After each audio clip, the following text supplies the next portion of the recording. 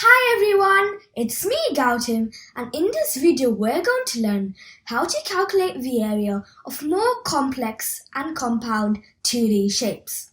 If you haven't watched my part 1, you may want to watch it first. You might be thinking, why do we need to learn about the area of complex 2D shapes?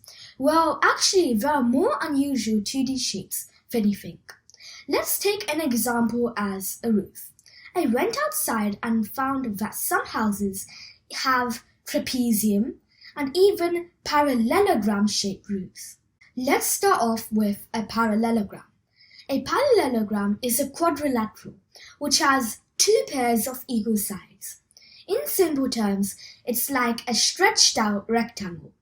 To find the area, we need to find the base, which sits on the ground, and the height, which is from the top vertex to the bottom base. So the formula to find the area of a parallelogram is base multiplied by the height. So if you substitute the values, we get 5 centimeters times 7 centimeters, which gives us an answer of 35 centimeters squared. Now the area of a trapezium. A trapezium is another quadrilateral which has one pair of parallel sides. To find the area of a trapezium, you must know the length of the base, the top, which is parallel to the base, and the height. To calculate the area of a trapezium, you must add the base and top and multiply the total by the height. After that, you divide your answer by 2. So the formula is area equals top plus base multiplied by height divided by 2. So if you substitute the values, 3 centimeters plus 7 centimeters equals 10 centimeters. And 10 centimeters times 4 centimeters is 40 centimeters. And 40 centimeters divided by 2 is 20 centimeters squared. Now we're coming to the kite and the rhombus. You see, both these shapes have the same formula, which is the product of the two diagonals divided by 2. A diagonal is an imaginary line which is from the two opposite points. A kite is a quadrilateral which has two pairs of equal sides which are adjacent to each other. A rhombus is also quadrilateral which has 4 equal sides. This means that both its diagonals are the same. And like I said, both these shapes have the same formula, which is the product of the two diagonals divided by 2. So let's find their area separately.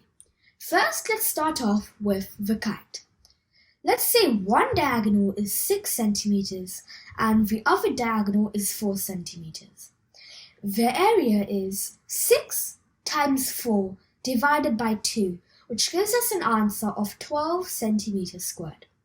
And now for the rhombus.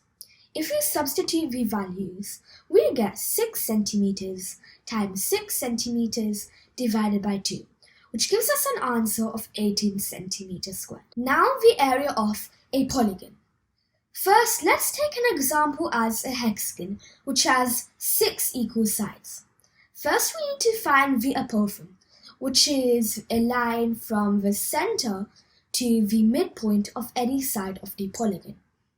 Secondly, we need to find the perimeter of the polygon, which is like the length or the outline of the shape. So the area of the polygon is the apothem multiplied by the perimeter divided by 2. But first we need to find the perimeter. So let's say that one side is 3 centimeters and there are 6 equal sides in a hexagon. So we need to find the sum of all the sides. So 6 times 3 equals 18 centimeters. So the perimeter is 18 centimeters. So let's say that the apothem is 5 centimeters. The area equals 18 multiplied by 5 centimeters divided by 2, which gives us an answer of 45 centimeters squared. Now we're going to find the area of a compound shape. So I took an example as the letter H. You see, to find the area of this letter H, we need to find the area of the two rectangles and the middle rectangle. So as you can see, both the rectangles look the same. So they must possibly have the same area. Yeah. So we're going to find the area of those first. So like I said in the previous video, to find the area of a rectangle, we must multiply the length and the width. So in this case, the length is 8 centimeters and the width is 2 centimeters. So to find the area, we must multiply 8 and 2, which gives us an answer of 16 centimeters squared. And because there are two rectangles, 16 times 2 gives us an answer of 32 centimeters squared. Now we're going to find the area of the middle rectangle. You see, this is tricky because you only know the length of one side, which is 4 centimeters, but we don't know the lengths of the other sides. So we need to look for clues. You see, here's one. As you can see, if this part of the side is 3 centimeters and this part of the side is 3 centimeters, these lengths total up to add 6 centimeters. As you can see, the total length of the side is 8 centimeters.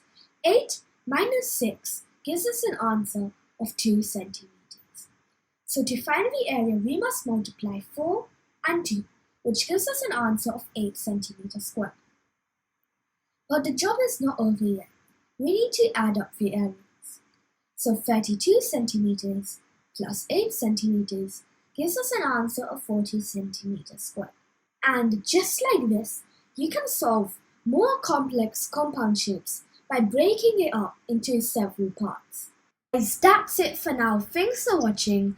And if you like this video, don't forget to subscribe to my channel, The Learning Bits, and watch my next video, which covers how to find the area of 2D shapes explained with word problems. Bye!